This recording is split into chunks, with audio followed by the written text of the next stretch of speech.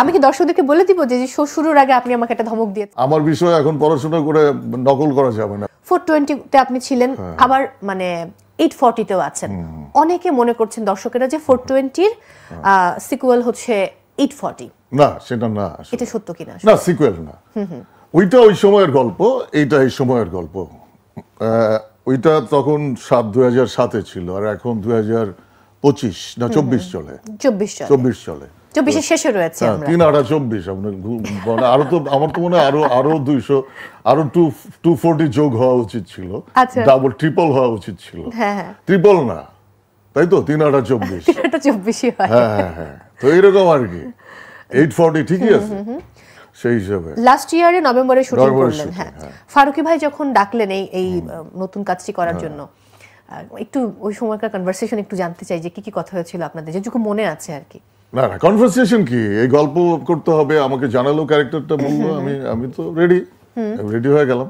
তারপর জাকির ক্যারেক্টারের মধ্যে প্রবেশ করে গেলাম।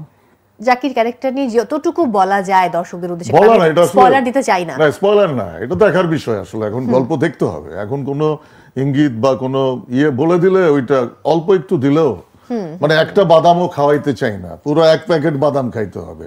ওই একটা বাদাম খেয়ে আফসোস করার কিছু নাই আসলে। আচ্ছা, নাসিরউদ্দিন খানকে নিয়ে আপনার কি বলার আছে? আমার খুব ভালো তার ভালো মানে এক্সপেরিয়েন্স, তার সাথে আড্ডা মারছি ওই সময়ে, তার সাথে নানান কিছু শেয়ার হয়েছে। তিনি নতুন করে যুক্ত হয়েছেন 840 তে, এবং ফারুকী ভাইয়ের সাথে তার প্রথম না, এর আগে বোধহয় একটা বিজ্ঞাপন করেছিল, বাট এইটারই উনি বলছেন যেটা একটা মানে একটা জেলিং এর ব্যাপার থাকে, তো এইজন্য হয়তো ফারুকী ভাই বিজ্ঞাপনটা আগে করে দিয়েছেন। হ্যাঁ, হয়েছে এরকম। ওনার মানে বছরে অনেক আছে যে শুরুতে আমরা যেমন মেড ইন বাংলাদেশ করার আগে আমরা জাহিদ ভাইয়ের সাথে একটা কাজ করছিলাম কবি নামে, কুষ্টিয়ায় গিয়া।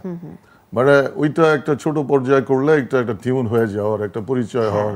আজকে আপনার সাথে যেভাবে আমি কনভারসেশন করতেছি, এরপরে দেখবেন যে আরো ওপেন, মানে আরো ইজি লাগবে। আমি কি দর্শকদেরকে বলে দিব যে শো শুরুর আগে আপনি আমাকে একটা ধমক দিয়েছেন? না, ধমক দেই নাই, আমি জাস্ট বলছি যে এখন আমার বিষয় এখন পড়াশোনা করে নকল করা যাবে না। পরীক্ষা দিতে বসছি, এখন কোনো নকল হবে না, এখন শুধু প্রশ্নের উত্তর দিতে হবে। ব্যাপার হচ্ছে আপনাকে নিয়ে দর্শকের জানার আগ্রহ এতটাই বেশি যে আমি আসলে কোন টপিক দিয়ে শুরু করব, কোন টপিককে বেশি হাইলাইট করব, এটা নিয়ে আমি একটা কনফিউশনের মধ্যে ছিলাম। এখন দর্শকরা আসলে আমাকে নানান ভাবে জানে আসলে, আর আমি এগুলো করছি, তো আমার যেটা যখন করতে ইচ্ছা করছে আমি করছি। আমি কোনোটা নিয়ে উঠে পড়ে লাগতে চাই নাই।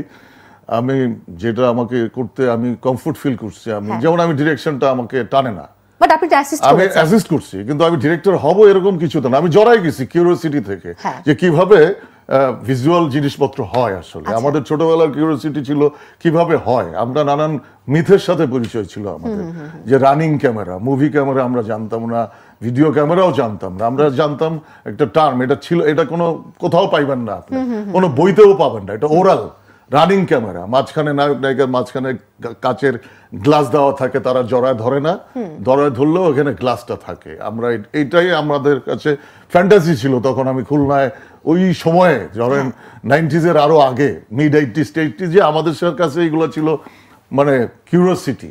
এইসব কিউরিওসিটি থেকে অনেক পরে আইসা জড়ায় গেলাম।